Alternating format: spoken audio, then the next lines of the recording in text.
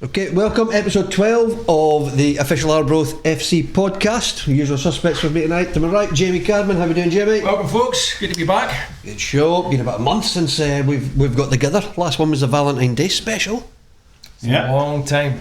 Still waiting in the floors. Self-raising? Oh, Hey! Near my age. To my left, Fermer. How are we doing, Fermer? I'm doing good, thanks. Good to be here. And our special guest tonight, we've got Yasin Ben El-Mhanni. We'll just go for Yaz for short, will we? For sure. That was easy for you to say. Absolutely. Usual thing, we'll review the last 3 games. Just that's one since the last podcast. Find out a bit more about you, let the fans get to know you a little bit, and just whatever else happens. Perfect. So we will rewind the clock back to Cove. You remember the Cove game, Fermer? You would have been a hospo at that. 18th of Feb. Yeah, hospitality there that day. Gesso, Andrew Stirling, Stir Fresh, Arbroath, get the sponsorship in there. Yeah, good day out there at the hospitality. Football wise, I didn't think we were nothing startling against Cove, but it was the start was getting better. We trailed 1-0 for a wee while. We got the late goal, so I think that's pretty much all I can say about it, to be fair. I think for me, I didn't think we're that great in the first half. No. I'll go as far as to say maybe the wrong formation. I prefer Hetherington in the middle of the park rather than out wide on the left. I wasn't going to bring that up, but I suppose since we're here and we're speaking some of the fans' opinions as well, when we saw the team lineup, it was a shock. You've got Yaz on the bench, you've got Bobby on the bench, and then you've got a central, right-sided midfielder playing on the left. But again, I think we covered it before. There's obviously a method in Dick and Pink's madness while they're setting their team up, and they spoke about it. For me, it didn't work. I'm like you, JB. I didn't think it worked. I do think the subs at half time coming on like huge difference, huge impact subs. You must have recognised it wasn't working to do that at half time. I think so. Do you think it was more of an experiment or something, maybe?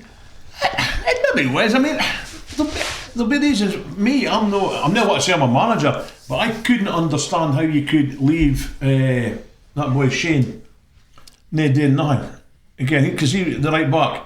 He's sitting there. You need to push him. If no, you're going to let him look good, and I think we did. I think the first half we made him look very good because we couldn't pressure him. He wasn't so good the second half, and he had to contend with Bobby and Yaz pushing against him. But he still had a good game, in fairness.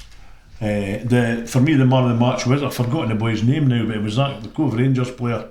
Oh, it'll come to me. I think the big defender. Aye. I can't remind his name either. But to be fair, he had a good game. Or something was there. Something I can't remind. He was good, very good, and he coped well with what he did. So that was it. I mean, to come off of there with a draw, actually, I think that was good. It was a start. I think that's what we needed. I think for me, that game, it was more important not to lose it than it was to win it. Because if we'd lost that, well, we're really kind of probably up against it a wee bit, but we've came out of there no worse off, no better off, but no worse off than we were. What's it like coming on in a game like that, Yaz? There's obviously pressures coming on because you know that you want to get a result out of this game, and it's an important game because every game as of now is a cup final, and that is someone we're contending with because they're in and around us, and we really want to be above them. So coming on, I think all us players coming on, we just wanted to go out there and win the game, or try to apply ourselves correctly so that we can get a win out of the game, or a draw at least. Yeah. And I'm sure it was it. No, at half time it was, wasn't it? Yeah, it was. No, It was no. Tested me now. I thought they were 1-0. I think they were 1 up. No, they scored second half. I'm sure. Was it second half? It might have been. Yeah, you'll know more about it than Fermer. That's for sure. That's a couple great good No So to hospitality. be fair, we were behind it even at the second half. Yeah. So we weren't 1-0 down, but we got a good response out of it anyway to go 1-1. And to be honest, I felt like we could have won that game. It's easier said when you look back at it. But Well, like we said, changes at half time seem to turn it around. What did Dick say at half time to you? Did he recognise the first half wasn't good enough? I was warming up really, so I didn't go in until I got the call that you're coming on. So when I went in, I just got ready and got changed. But he didn't seem too happy with how we were performing first half and how we were playing. And he's quite honest and he's critical as well. He'll tell you if it's not good enough.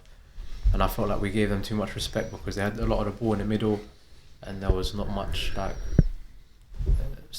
was too much space for them out wide as well. But he recognised it and he changed it. Yeah, And that's all you can do. Yeah. That's what they're there for. Absolutely. And then on to the Partick game after that. Aye, Partick game. I had to watch it in the telly because I was away for a weekend with some friends. It was in Dunoon of our places. All right, okay. But I watched it in the telly. I thought we looked quite good.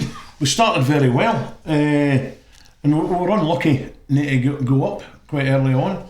Gaston had a great save early on off of one of their lads. It was good.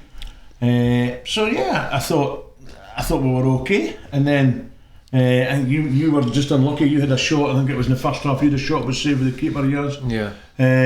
You were pretty unlucky with it, to be fair.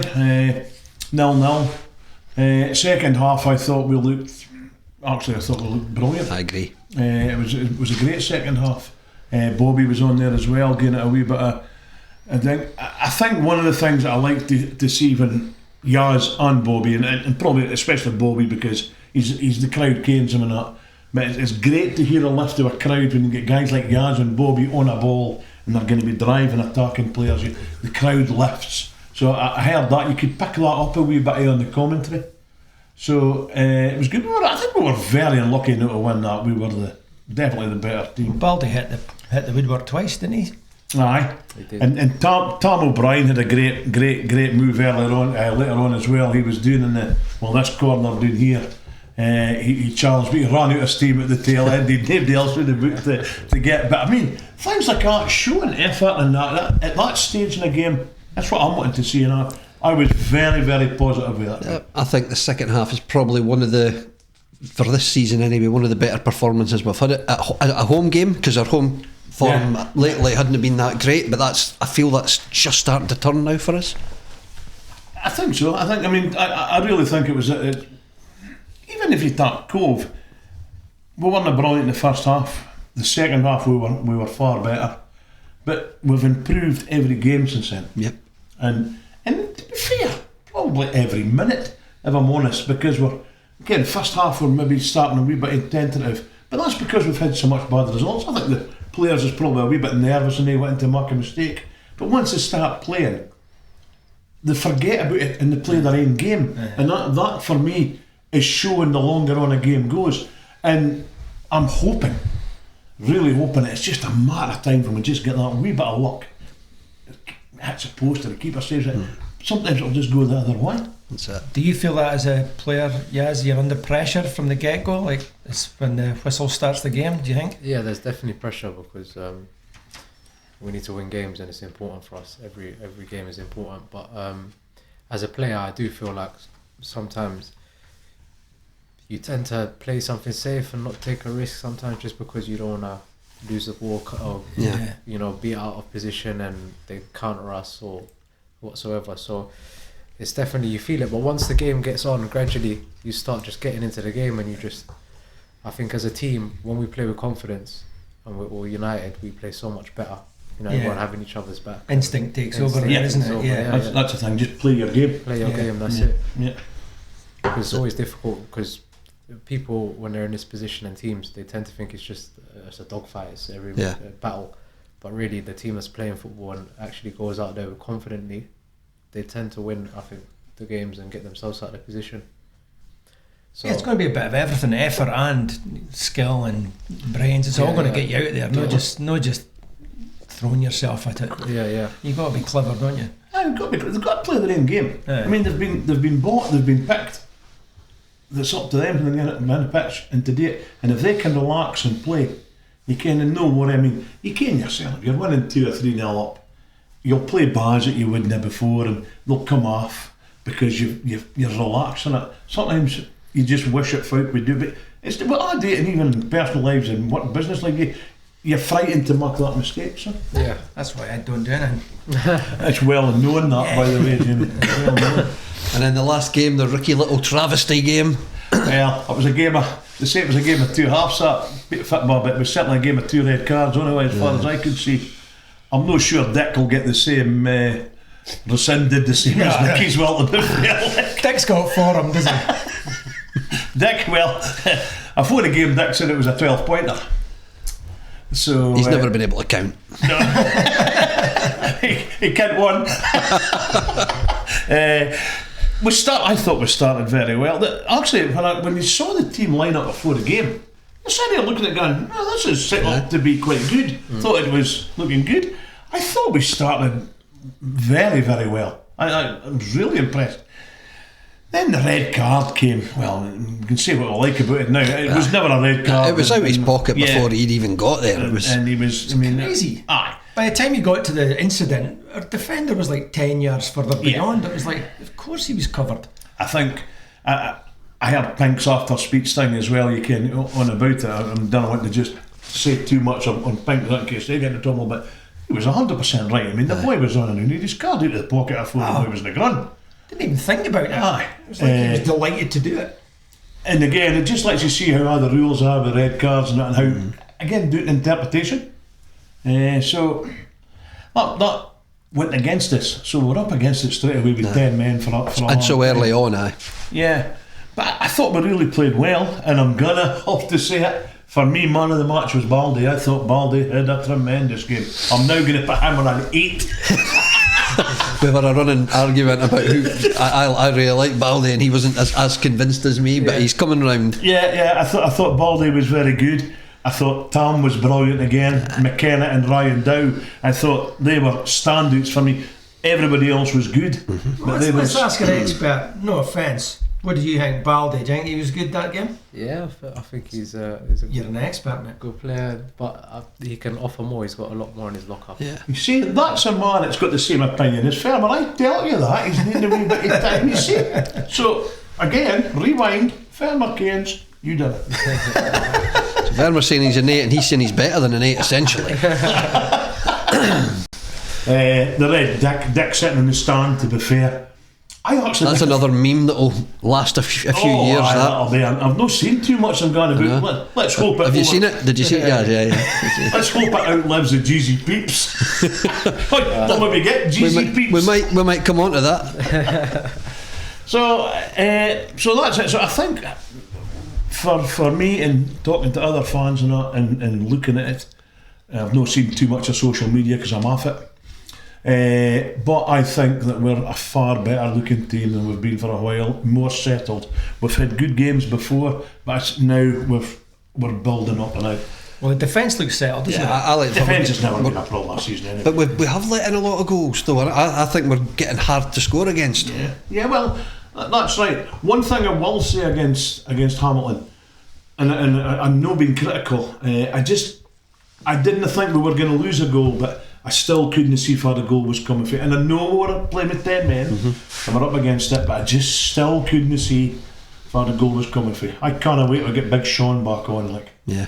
I think he's the guy with the thighs. What's the latest? How's his injury? He's training now and he's doing well. He looks sharp, so I think we'll see him back soon. And Will he be? I'm not saying because you don't pick the team, I know that, but will he be available for Friday or not sure? I'd like to think so. From how he's been training, and he's been consistent in training in terms of he's trained every day. So you'd like to think that he's fit and ready now, and he's not got any problems. Fantastic. What's your opinion of his thighs? His thighs? Yeah. We have to miss that question out. I don't know about his thighs. I don't look at his thighs. Fermer's got a wee crush on his thighs. It's got the best legs in any football player. There you go. It's a bromance. You've not even met him. Well, he's a fine specimen of a man, like. Once he gets that winter green on it. Yowzer. So we've had a spate of the Friday nighters. We've got another one coming up. Aye. Morton at home. Aye. I think that relatively comfortable the way we're playing. Morton, they're not going to break. We've been their bogey team. They're not going to change anything, so that'll be a good one for us to build our confidence back up. Is it live on BBC again? Must be. I think there's must be. 3 out of 4. I think this It one's must on be because BBC as well. this will be our second live one. So it's well, good. I think we'll win. Yasin scored both his goals in 70 odd minutes, I think, so we'll go for him to take one in 70 odd minutes. There you go. For me, I think it's a winnable game as well. I'm looking at the season. I know we're talking about it's 9 cup finals left and all the rest of it. If all the in my head, the way I'm trying to sort of rationalise it is, if all the other results equalise out, so if we get beat, as long as Cove and Hamilton get beat, we've essentially got Cove and Hamilton at home, win those games and we're safe. The rest of it almost doesn't matter as long as it equalises out. I think we could be safer before then, but that's the way I'm looking at it now.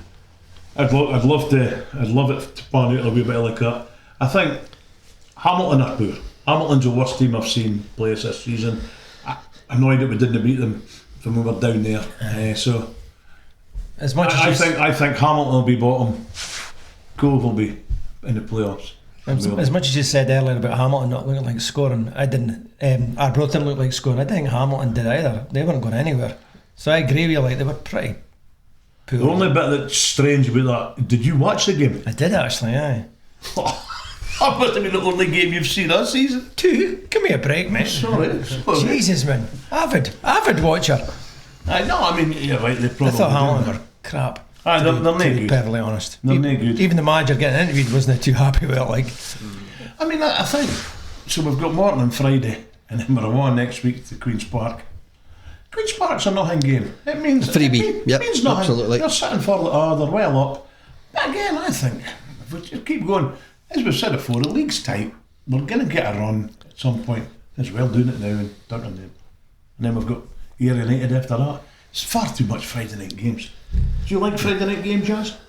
I love every game, I don't mind, but Friday night is something new. I've never done a Friday before. Is that right? Yeah. So this be your, presuming you're playing, would this be your first one?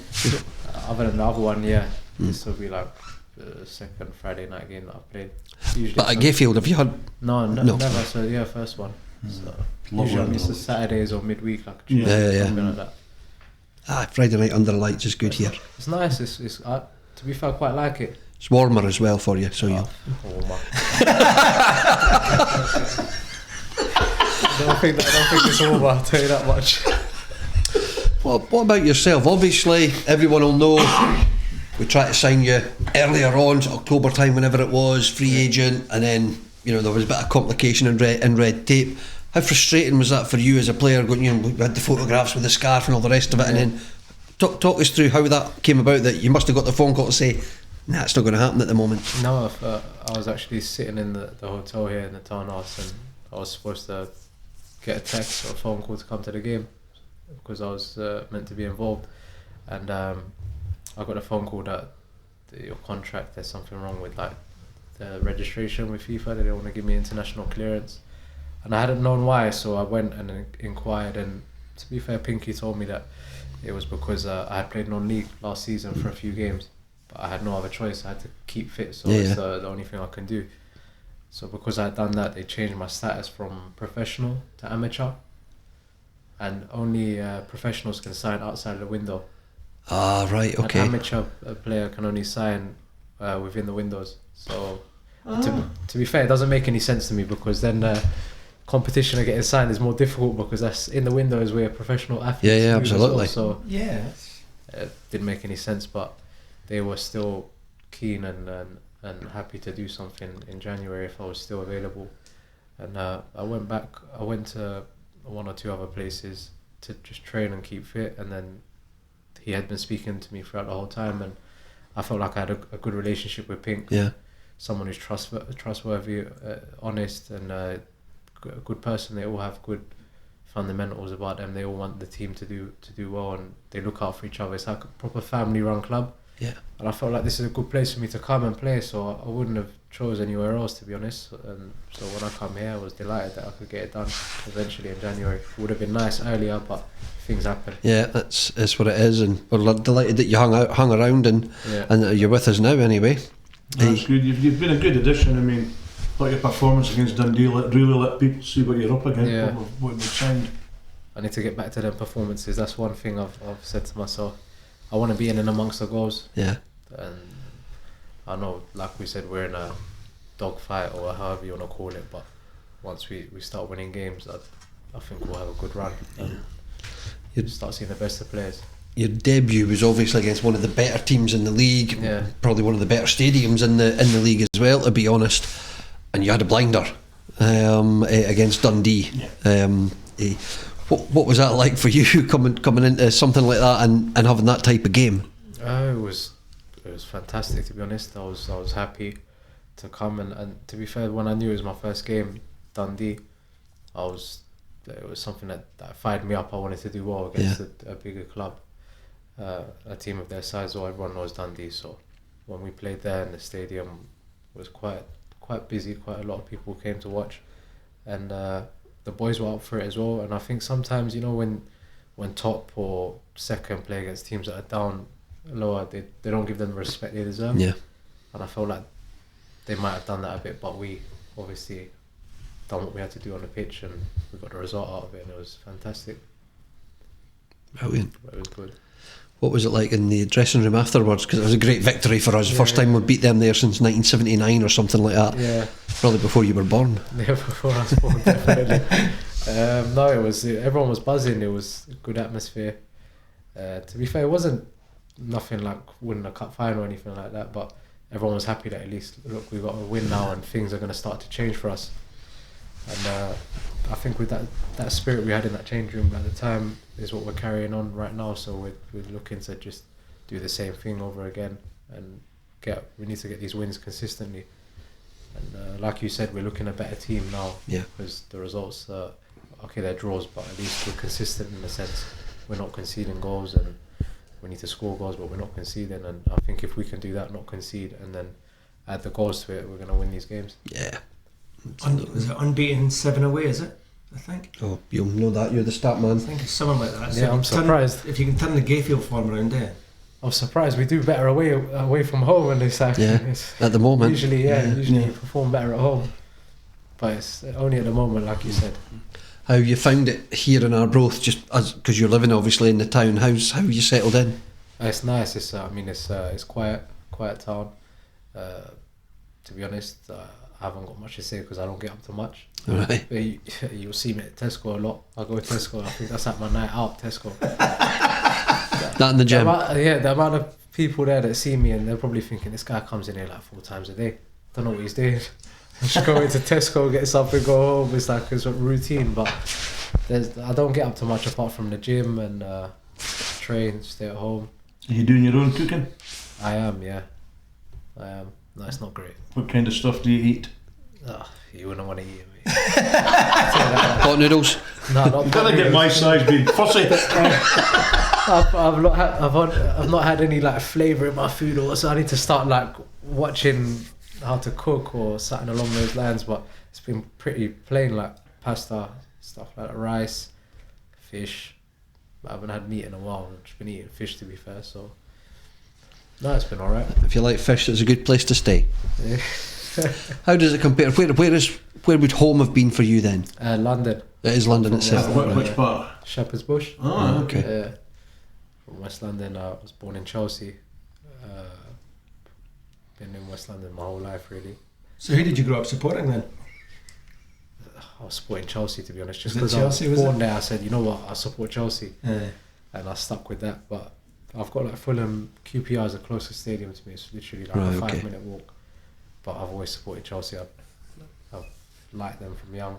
Were you on the kids team there? No, I went on trial there, to be fair, from non-league. Right. So I went from a team called Lewis in Brighton, and I'd done well in non-league. It's like Rab and Prem, or I don't know what they call it up here, equivalent. But I was playing there, and I'd done quite well, and then I went on a few trials.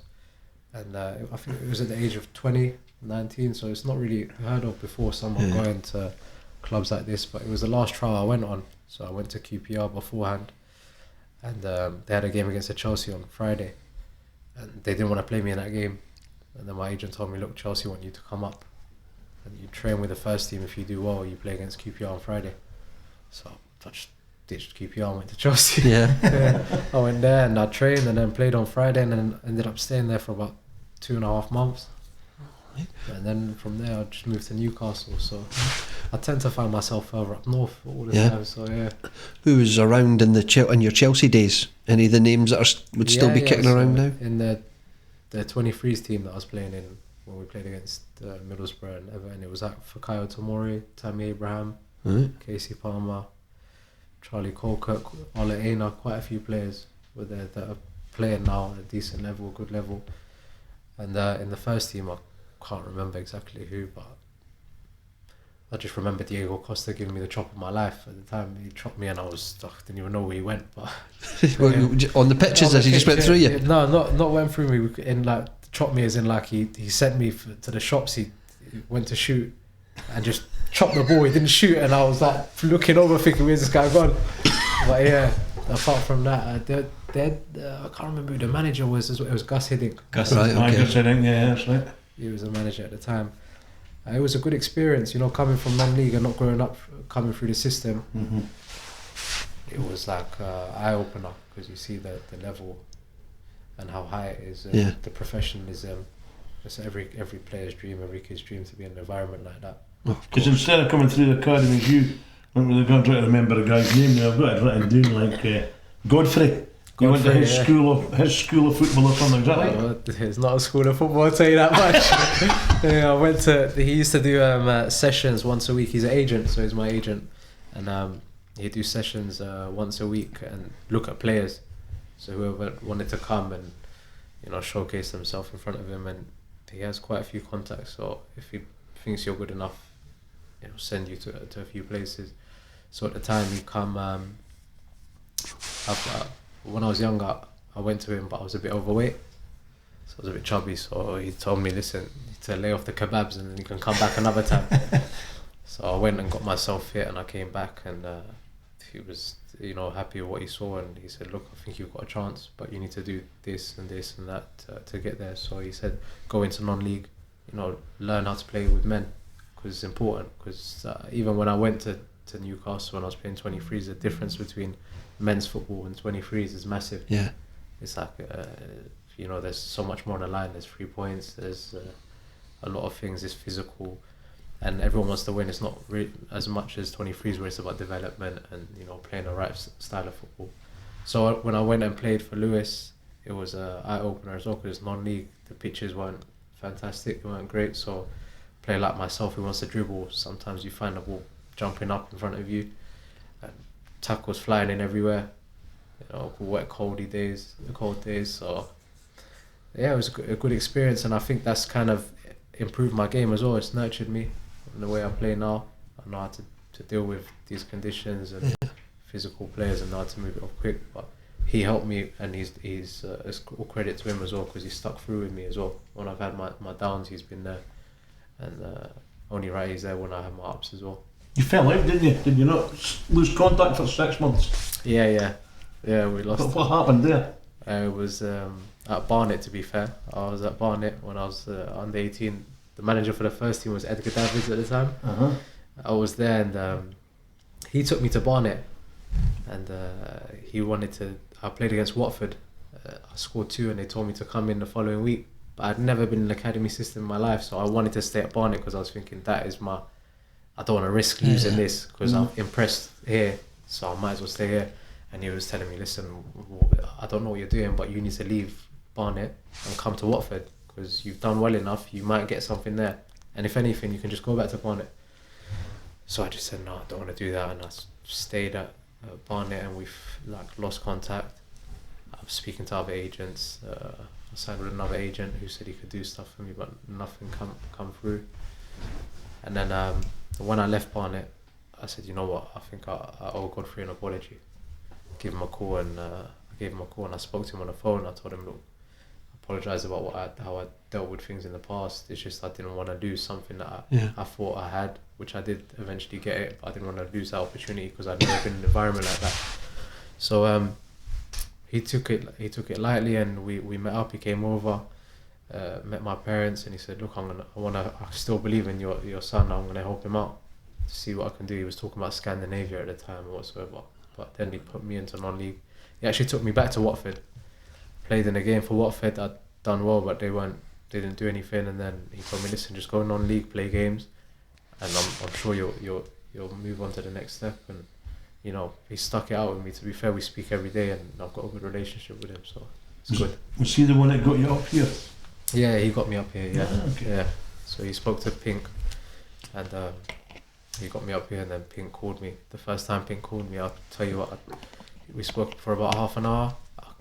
For about 25 minutes, I couldn't understand anything. But now I'm starting to figure out how the accent and everything, so it's alright. But yeah, he got He's me the up well-spoken one out of the two of them. yeah, but I was struggling with the Scottish accent. But now that I'm up here, I pretty much understand a lot of things, so I can understand. How do you find the infamous Gayfield conditions? You know, you were talking about the different conditions and things like that. It can be fairly torrid up here. How have you found the conditions out there? It's not ideal. It's not great. I just got to be honest. It's not the best conditions. Me and the players, sometimes we have a laugh. We say as soon as it turns 3 o'clock, someone's going to turn the turbines on and the winds are just going to... That's what it's like, isn't it? Yeah, it's like as soon as it touches 3 o'clock, the winds come on. And it's difficult to play in it, especially for other teams.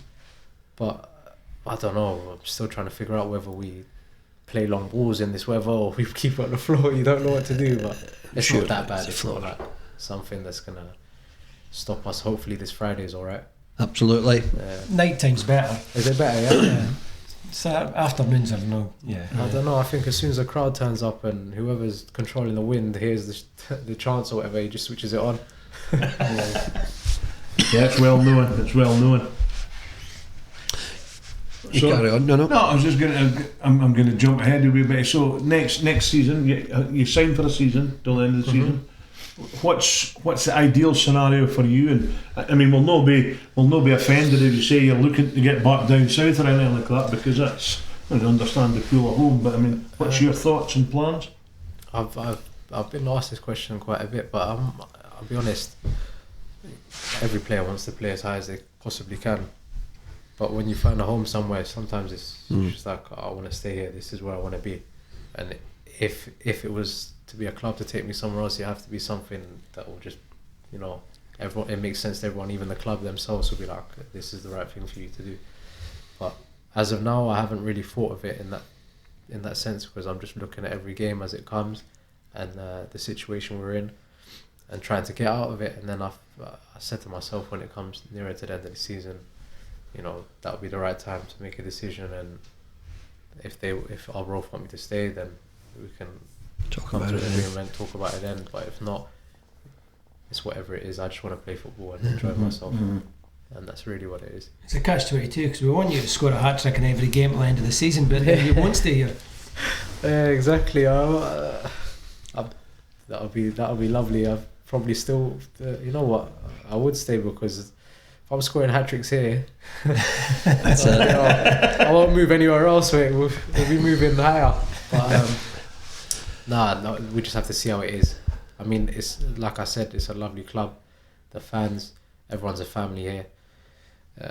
Even you can see with yourselves how you lot are just bubbly, warm characters. No one's stressed out here. It's a nice place to be, and a lot of players would want to come down here. And if Arbroath has the same run they had last season, where they were in contention to go up to the Premiership, then it'd be a whole different ballgame. Absolutely. Yeah. So we have to see. You've been called the man with the magic boots, primarily because of the tricks and things like that you do. So talk us through the whole stunt double for Ronaldo, Neymar. I know you've probably told the story 100 times, but for those that haven't heard it, just before you go on, it's no stunt double. He's a skill consultant. Skill consultant. You know what? I prefer that one. I was actually my mate. He's got like a YouTube channel, and he gets a lot of players on there to just demonstrate their freestyle skills or skills, whatever, just knocking a ball around, kick ups around the world, whatever. And one of my videos went viral, and it caught the attention of someone that has an agency that his name's Andy Answer, and he has an agency where he choreographs and has directors that work with big brands like Nike, Adidas, and he just choreographs the commercials and directs them at times and tells the players how he wants the video to be, the advert. So on these adverts, you see the face of the players, but the majority of the time the players are only there for a short period of time. So in front of the cameras, they need someone to be doing them skills, repeating them over and over again, so they can get it right on camera. So when the player comes, it's all prepared. It's like, okay, this is a setup, this is where you need to be, this is what you need to do.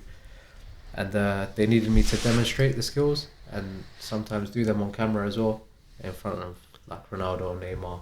So I was fortunate enough that I was able to meet them as well. And, So you were showing them what to do. yeah. So are you responsible for Neymar's diving? No, I'm not responsible for that, but I was showing them what to do. Yes, they literally. It's funny because I'll be dressed up exactly like them as well, like with their names on my back and everything.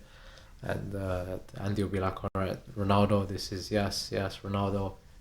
Not that I need to know that, but they tell me go and demonstrate the skills for him, and it's like a movie setup. Like you've got all these cameras everywhere, green screen room, and massive 3, 2, 1, whatever action. And I'd have to go through like 4 or 5 players just doing different skills, and they're all acting as well, so they're diving in and flying in and everything. And I got quite good at it in terms of Andy would just tell me, yes, this is the setup, just do whatever skill you want to do, and I'll tell you if the other players were able to do it or not. So that's what I used to say. Yeah. Was there anything that you showed them that they couldn't do? Yeah, there were some skills that were too, I think maybe too difficult for the scene. Yeah. But I was just thinking of the adverts that I used to see, like Ronaldinho and all of this on Nike, and they used to do some things that were just crazy. So I was just trying to make those, try to recreate them sort of moments. And some things were just too like over the top. It's like it's not realistic. It's bloody. I'm trying to do things that. If I did it at Gayfield, I'll probably get booed off. If it comes off, they'll probably love me, but yeah. And what about the guys as people? Did you get any time with them to sort of get a chat with them or that? Or I spoke to Neymar quite a bit. Just we played 2 touch. I was showing him some skills. Andy was telling me to show him one skill that I do, and I showed him it, and he was just practicing it with me. And but apart from that, not really much conversation. You know, they come. They watch me do what I need to do, and then I sit around in case I need to go and help them do something, and then they just fly off. So, for example, if I'm there for 5 days, they're there for about an hour and a half. Yeah. Do they come with a big entourage? Yeah, with their entourage, with like their people, whoever their agent, their PA, all of that stuff. Like Ronaldo, obviously, hairdresser and everything. Yeah, so this was in England when this was. No. So they fly me out. So I'd be. When Neymar was at Barca, I'd go to Barcelona, Madrid for Ronaldo. I went to Italy quite a few times for some other players. I'd done the World Cup adverts were in Barcelona as well. They recorded it there, so I'd fly there and be on set for the majority of the day, and a nice hotel, everything's looked after. So it was a good opportunity, and I'm grateful for them because it helps you at the time as well, because it's income as well. When you're trying to pursue a football career, and you could do something for 5 days and you'll be alright for the rest of the month or 2 months to just carry on training by yourself until an opportunity arises. So it's good, it's fantastic. It's quite a thing to be showing 2 of the best players and the most well-known players in the world football skills at a buffet. Nervous? Pretty cool. With Neymar, I was shitting it, mate. I was shitting it because he's someone that when he was at Barcelona, and he's famous for his skills, isn't he? Yeah, his skills they're ridiculous. Some of the stuff he does, I can't do them myself, but it's crazy what he does. And so when I saw him, I was thinking, yes, you can't fuck it up. You got like 2 takes, but usually it's a 1 take. I want to do things in 1 take, and his one was the most difficult one I'd done, and it was the first one. So like it was for one of the boots, night boots, and I had like a helmet on my head with like 20 cameras, and then I had a spider camera behind me I have to be quicker than that spider camera, which is following me from behind. Right. And there's players flying in, and I had to beat about 7 players and then put the ball in the top corner. So when they brought him out, and to be fair, the people around, there's like 20, 25 people that are working on set. When they see Neymar, and they're all shitting it, and I'm the one that's got to demonstrate it. I'm shitting it too. You know what I'm saying? Oh, brilliant. That's great. So it was, I done well though. I got through it in the end, but after I was nervous because sometimes you think to yourself, you look back at you're like, mate, am I a clown? Like he was there. They got me doing these skills, They've even got me tattooed like him. I've got every single tattoo that he has. I'll show you a lot of picture at the end. All his tattoos. I'm wearing the Neymar shirt and all of this. So if I F this up, then I look like an absolute fool.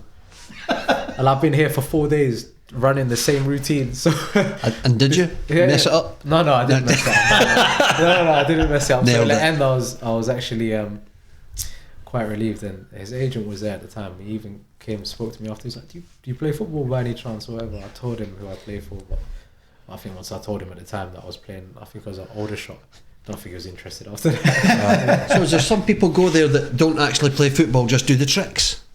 Yeah, there is, yeah. Right, okay. Yeah. But you find quite a few of them that have, people know me because it was out in the media that I've done this stuff. Yeah. But there's a lot of players there that have actually played at a good level, like League One in England, Championship. Okay. And they just do it because sometimes it's work at the end of the day, but it's also a bit of fun. Yeah. You know, you go over to these countries like Barcelona, Madrid, and you're put in a nice hotel, everything's sorted for you, and you get to experience that level of meeting a player of that calibre as well. Yeah. So it's good. If you're making a lot of money as a trick player on YouTube, you're probably making more money than you would be in the Championship or something. Yeah. No, to be fair, the money that they'd make on set, it's nothing equivalent to what someone at the top of the Championship, a proper player. But I'm saying they used to play there. So when they come out of football, it's like they might be playing in like conference or something like that, National League. They just go do this and make a bit of income for their family as well. So it's good. What's your keep up record? I've never done that in my life. You know? No. What's yours? One. I thought about again 70, 80 maybe. 70, 80. No, I should try that one time. I thought you guys would have had. But you're going to try and beat 78. Hey, that was a long time ago. I think I would have done it now and be lucky if I did 10. You mentioned that one of the tricks that you do is with a cup. Cup? Yeah, did you say you played with a cup? No, where'd you hear that one? I thought that's what you said earlier on there, no? No. All right, okay. If I play with a cup, I've never done a trick with a cup. All right. No. I was just going to get you to do it, that was all. I thought I'd heard you say, we do little things with cups and that. No. But clearly I misheard them. The ones that got me is when you see Maradona back in the day, keep you up with a golf ball in orange and everything. Yeah, that's it's ridiculous. It's just crazy, like. That's ridiculous. They just throw it down and it's like it's nothing. Yeah, that's crazy. I actually asked Andy Answer about Ronaldinho because he's worked with him a lot. He told me this guy is the ball and him are one. Mm-hmm. If he wants the ball there, wants it here, whatever, he just does it so casually. He doesn't need someone to be on the set with him and be like a skills double, because he is a double himself. Yeah. He can just do everything himself. And he told me he'd just be like, okay, so what do I need to do? And he'd tell him, you need to do this, that. Okay, throw me a ball. Just does it first time, everything. How good would that be? Freak, like. It was good. So it's crazy. I think he's in one of my favourite Nike adverts. I think when he did it, it's good. I see a lot of clips of him on YouTube. Like the things he does with a ball is just amazing. No, it's crazy. And the way they play is like with freedom. Do you know what I'm saying? It's like they're so relaxed and they express themselves. And most of the players at the top in football, they all have that about them. That's the definition of the beautiful game, isn't it? That's what we were talking about earlier on. If you're relaxed, you play the game. No, you do. You play better, and you get the best out of your players like that as well. And I'm sure Arbroath, the fans themselves, would like to see a player that is expressing himself and is coming off as well. Because I think when you're playing professional, that's the most important thing, and that's why those players are at the top, because they do express themselves, but it's a benefit to the team because there's an end product in the end. Not like my bloody shot in the handball game. Easy peeps. What do you viral, mate. You're viral. What do you think got futsal? Yeah. Sorry, No, it's alright. You played futsal. Did you ever think in playing it at the competitive level? Because I mean, I know a couple of guys that actually do play it. They're Bulgarian. Yeah. And he's making a living at it. Right. He was a. Is that the stuff in the cages? Is that what that is? No, it's a small ball. It's indoor with a size 4 ball. Ah, Like right. I'll tell you, it's like 5-a-side on speed. Right. Yeah, no, They're a hell of a speeder, hell of a runner. Yeah, the ball doesn't bounce either. A lot of the Brazilians and Portuguese, they all play this from young. So when they're young, from like 5, 6, 7, 8, they play futsal because it improves your technical ability quicker, I think. Right. It's so short-sighted, and yeah, people think sometimes about skill, but it's really movement off the ball and doing 1-2s and stuff like this. And but I've never actually thought of having a career in futsal. I've always wanted to play 11-a-side football and be a footballer. Has Kev Middleton taught you a skill that you've not managed to master yet? He is one hell of a coach, you know. He's actually a very good coach. Yeah, well, we know. Yeah. We're fans of Kev. Yeah, he's a lovely guy as well, but he's got a bit about him. Sometimes he'll be doing some shooting with us and he'll demonstrate it. The shots are not great, but but his run-up's good. his run-up's good. The shots not great. The idea is there. The idea is there, but no, he's a lovely guy, and you know, he makes his sessions very technical as well, which is enjoyable. But it's all good. You touched on the fact that in the skills consultant role, you got a little bit of sort of reasonably well known. Would you say you were more well known for that, or being more well known for the man that launched the famous catchphrase now of Jeezy Peeps? You're loving it, look, you're loving it. He's still happy. So I have a word with him, to be fair. Have you actually spoke to the guy? No. Scotty? No, I the haven't commentator. spoken to. I mean, I don't know. When I saw the video and I heard Jeezy Peeps, I didn't understand what that meant. Do you think that was a compliment? No, I was just thinking like, what does he mean? So I went in and I was like, I come in the next day and my mates have, you know, our players at other teams that are in Scotland were sending me the video saying, yes, are they trying to put you on smoke? It means like, are they trying to take the piss out of you? Yeah. I said, what do you mean, bro? And I looked at the video and it's got like 3 million views or something on TikTok or Instagram. I was thinking, out of all things, I mean, yeah, the free kick wasn't great, but it wasn't that bad. Do you know what I'm saying? It didn't deserve that. It didn't deserve that, but I see other clubs start like putting the recording over their footage as well. Yeah. But It was a windy day, the ball just sailed. I can tell you're not just overly enthralled. No, but I just genuinely, I was like, I come in to training and I asked Louise, I was like, Louise, what does this mean, Jeezy Peeps? And she was like to me, it's like a way to say, oh my God, or For God's sake. yeah, so I was like, so why is it going viral then? I don't understand. And you just see it everywhere, but you know what, credit to him, innit? He took advantage of the opportunity. That's it, yeah. We were in Edinburgh at a pool place, and there was 2 young kids playing pool, and one of them missed a shot and the other one went, Jeezy Peeps. I mean, it's literally everywhere, isn't it? I've had my nephew, I can send him a dream. So well played, Scotty Strachan, well played. You've done well, Scotty. No, he's done. All we need now is a t-shirt with your face in it with Jeezy Peeps underneath it. I can't have Scotty because he's no bonnet. If we're getting paid, then it's fine. But no, he's actually done well. He's gone viral to the point where I'll phone my friend and he'll say Jeezy Peeps to me on the phone to take the piss. But you know what? It's fine. I'll get him back sometime. Oh, well, he's bound to interview you at one of the because he'll do some of the after the game stuff in here. So. Where you hit the post.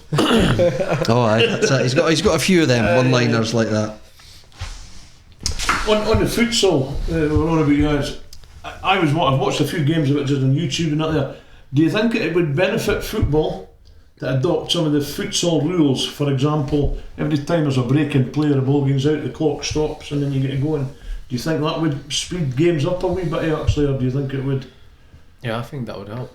Stop people from wasting time as well. It's what they do in rugby, isn't it? Worst thing in football. Well, just now, I think it's similar rugby they go on through.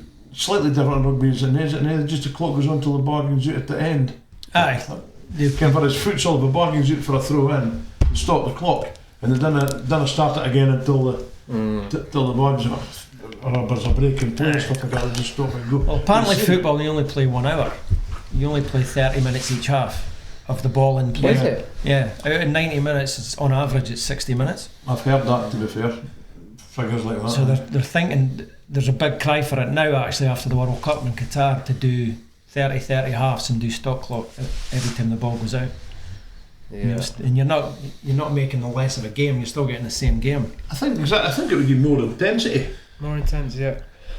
But sometimes I think, when you try to change it too much, you take the beauty of it away. Yeah. And I to be honest, they do add like additional time, maybe like 3 minutes or 4 minutes at the end of the game. But at times, when you're maybe losing, you don't want to be someone wasting time against you. But when you're winning, sometimes you do want to waste time. So Well, Qatar I think they averaged 9 minutes added on each game. You know, it's crazy. The other thing you can do is just book folk for time wasting. Yeah, And that's now they don't really do that. But if you start just stamping it out. My two boys, I've got boys that are 19 and 20, and they don't watch football now because they're fed up of it. They're just fed up of folk Following their father's footsteps. Exactly. Yeah. But they're just fed They don't up work the either. last 10 minutes of a game because the ball's just, the folk are just falling about, if they're 2-0 up or whatever. Yeah. Time wasting. It just gets annoyed. No, it does. I could. It's getting worse now. I've been there, so I know how it is annoying. But it's the idea of like stopping the clock. It's a good idea. But I agree with you in a way because it can speed up the game and there'll be no more complaints about the ref. Why is he doing this or whatever? So it's a good We've got to try idea. something, I think. Yeah, something's got to be done about that. But have to see. You were on. You spoke earlier on about your dad coming and telling you, can you have to stop this football now? Can you're 19, you've not got a job, etc. Have you thought? Did you ever at one time think to go and do something else, or were you always 100% confident in your ability to get picked for football?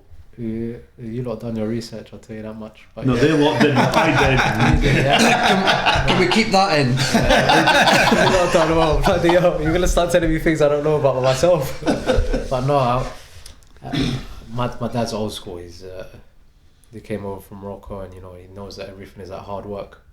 You've got to work hard in life, and he wanted me to study and do something with my life in terms of be educated and have a degree or whatever. But my dream was to always play football, and like you said, at 19, whether I believed in myself or not, because some people would deem it too late if you've not been in the system. I'll be honest, but I didn't give a shit. I thought I was gonna make it. I'll be alright, because I'd look at other players and I'd look at myself and I'd think I can offer just as much as they can. I just need the opportunity, and if I do the right things and I'm working hard, you can't beat it. Something will come through. And I think that's a lot of things, a lot of players that are at that age where they think maybe it's too late or whatever. You have to be realistic with yourself at the end of the day. You've got to look at yourself and think, can I do it? Am I good enough? And do I know the right people? Is there someone that's willing to help me as well? Because that's just as important as being good enough. You need to know who's working for you and who's talking to clubs. But I put in the work, and I knew that if I got the opportunity, I'll do well enough, and that's it. And I've always wanted to improve myself every day. I still do now. I want to be a better player every day, and I'm always eager to add to my game. So I had that passion for it, and I didn't see myself doing anything else other than playing football. So yeah, I wouldn't have given up, to be honest. Even if I hadn't made it, I wouldn't have given up. Maybe at this age now, I probably would have said, packed it in. But even when I say that to my friends or whatever, they would tell me, you wouldn't have. Yes, we know you're so stubborn. When you want to do something, you won't stop until you've done it. So yeah, I'm glad that I stuck it through. And to be fair, now my dad and everyone around me is supportive. They believe that I can still do something, and it's good to, when someone says you can't do something, you prove them wrong. It's satisfying, not just for yourself, but it's also like for my dad, just to see that, look, my son did say he's going to do it, and he stuck to what he was doing. He didn't waste it, so it's good. What advice would you give? There's a lot of the young Arbroath supporters watch this, obviously, because they want to hear us talk to the players and things like that. What advice would you give to a young fan that's also a player to keep them motivated or keep them going, type of thing? What sort of advice would you give them? I'll definitely say to never give up. There's nothing good that comes from giving up on something that you love to do, and something that you really have a desire to do as well. And football in itself is a game of opinions.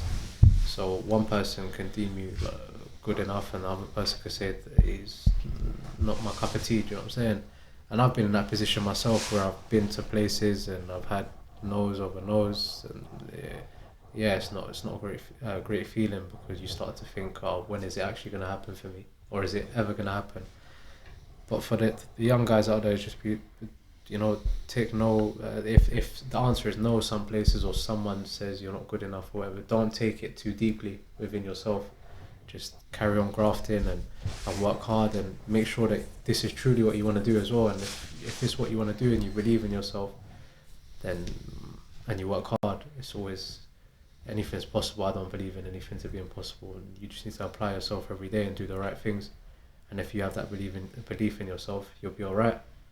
And just keep grafting, because it just takes one yes. My agent tells me all the time, you can have 99 no's, but one yes is the one that can do everything for you. Takes us back to our Bally's days. The difference is you never got a yes.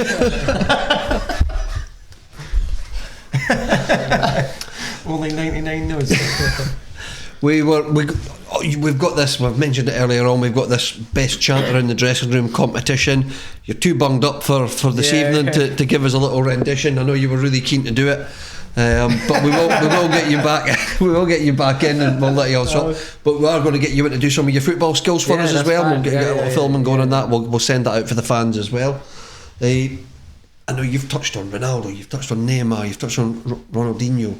Who's the best that you've seen live as a player? Yeah. Not out of those three, just out of anyone. He's about to say Bobby Lynn, is he? I'm going to say Michael McKenna. No, I'm joking. Who I've seen live? That's a good question. Maybe Ben Arthur Alright. at Newcastle. The first time I watched him was against Fulham. This is before I even have been to Newcastle. I didn't get the chance to see like players like Adel Taarabt or anything live, but I haven't been to many games live anyway, to be honest. Just that one then. Just that one. It was just that one. But no, there's a lot of good players out there. To be honest, I couldn't tell you off the top of my head. I know you said it was a good question, but you've made it sound dog shit. No, question. No. Well, you're thinking It's a good question because I can't answer it. Ronaldo, but we've done this before. I was the other Ronaldo. Okay. You watched R9 live, yeah? Sorry? Ronaldo, not the one you've played, but the Brazilian Ronaldo. Yeah. Fat Ronaldo. R9, yeah. What was he like? Amazing. He was at the World Cup in Berlin, and he was incredible. I think it was Brazil against Croatia, I think, if I remember rightly. But he was good. Do you think football is more difficult then than it is now? Or? Oh, good question. That's a stunning question. I think we've made it more difficult. I think, for me, the part of the game that's changed too much is we've become too mamby-pamby. Players fall into the ground and Well, that's what we said earlier. no accepting a challenge, no getting in. The play gets broken up all the time with It's just the fake shit. stuff as well. Yeah, exactly. I watched. I watched a highlight research for this game, and there was we got a free kick in here. I was embarrassed with it. I didn't like it. It's a part of the game I just absolutely can't be doing with. It's people falling down for no reason, and also near Arbroath. But you see clubs in the television where they could have done something with the ball. But they fell to the ground and rolled about in the hands is how you can the old kid. It's like American football. It's like they're just trying to work up the pitch and get territory and fall over and get a free kick. And you're like, no, I think for me that's there are so much other good parts of the game. I mean, when you look at it, the fitness level now is fantastic. It's just great compared to what it was. But I think that the skill levels that's shown with certain players is quite good in that as well. I think because of fitness, I think the pace of the game is much faster now. It's much faster than it was, and I think balls and stuff like that make a big difference to that as well, compared to the old game. But then other things that you can, the challenge, the conditions, the weight of the ball in the olden days was difficult, and so I'm not sure. Everybody always goes on. Certain players wouldn't last in this environment. I'm not so sure some of the players in the olden days would have lasted. It's hard to tell. Different eras, isn't it? Vice versa, though, you know. Yeah, some Put some players now back in the day, they just got hoofed up in the air in the first 5 I would minutes. say it was a harder man's game back in the day than it is now. Absolutely. Absolutely. Okay. No offence. We're not saying you're soft. That's fine. No, you're alright. Are you doing a rant this Well, evening? a couple of things I need to cover. Right. They're not rants. One of the ones is actually, it might sound like I'm here to go at the club, but Oh. when you're no at the game and you need to watch highlights, you get, I think, I'm trying to remember what the game it was. There was 7 minutes of highlights, and that's all there was. And on average, I've been doing a wee bit of research. 5 to 8 minutes is about the average highlights. If you get 12 minutes, it's a massive. Now, if you're not watching the game, it's difficult to build a picture of the game up and see how it is. And then you get 5 minutes of an interview with Pink or Dick, and then you get 5 minutes with a player. Now, it's fine to hear the manager's opinion and the player's opinion, but you really need to see more highlights. So I'm wondering what other folk think. Do you think we should be having a wee bit more game time rather than manager opinion and player opinion? I quite like hearing the interviews personally. I'm not saying you can't, but what I'm saying is, still hear the interview become I would like to see a wee bit more of the game. Change the balance a wee bit. I think so. I mean, the highlights is great, but I would like a wee bit more of them, because you're not getting such a true picture. One or two of the moves, you just catch the move for the half line they're going. You're not seeing a wee bit more because they're trying to condense everything too much. I'd just like a wee bit more. Commentary, would you like that to disappear? That's a yes from Yaz. It's a yes from Yaz. Yeah. I quite like listening to Fraser. I think Fraser's quite good. Scotty. The comedy doesn't bother me actually. What do you think of the new stadium announcer, by the way? There's a new stadium. He's been quite good, I thought, like, to be fair. Been quite good. It's not an easy job to do, to be a stadium announcer. That's a really hard job. The guy's doing it. He's skilled. Yeah. He's great. No, I mean, the commentary doesn't bother me. You can get figured out, I like his commentary. It doesn't actually bother me. You can choose to listen to commentary or You'll not. never please I quite like the anybody. banter for commentary. So that was it. My other thing, I touched on it earlier on, I'm just fed up with seeing players diving. I really am. It's beginning to get in my wick. Well, it's getting down all the leagues now. It used to just be the top league now. Terrible. And another thing that I really dislike, and I would like it, and I'm guilty of this myself, is folk here to go at the linesman and referee. As a player, stop arguing with it. That should be done with your captain, like rugby. The respect to the referee, and I think we would get a much better game. Totally agree with that. No, I think so as well. Because I think it would be, if you can just respect the referee. I want to be a referee or a linesman anyway, but I mean, the terrible decisions, fine. But also as well, a referee should be allowed to explain his decision without fear of retribution after the game, like a manager. I'm sure the managers wouldn't worry about that. Anyway, that was my rant or love-in, whatever it is you want to call it. I'm happy with that. We're finished with the big crescendo then. It's quiz time. The famous quiz. Mm-hmm. He shoots, he scores, penalty shootout, Yaz. So it's 5 questions, Jamie. I'll throw them at you. Is that about football? It could be about anything, to be honest. If it's about football, mate, There's I ain't got no knowledge. 3 about football. You've no knowledge of football, did you say? No. Right. All right. What about if we just do a budget special then? What do you think is going to be announced by Jeremy Hunt tomorrow? We'll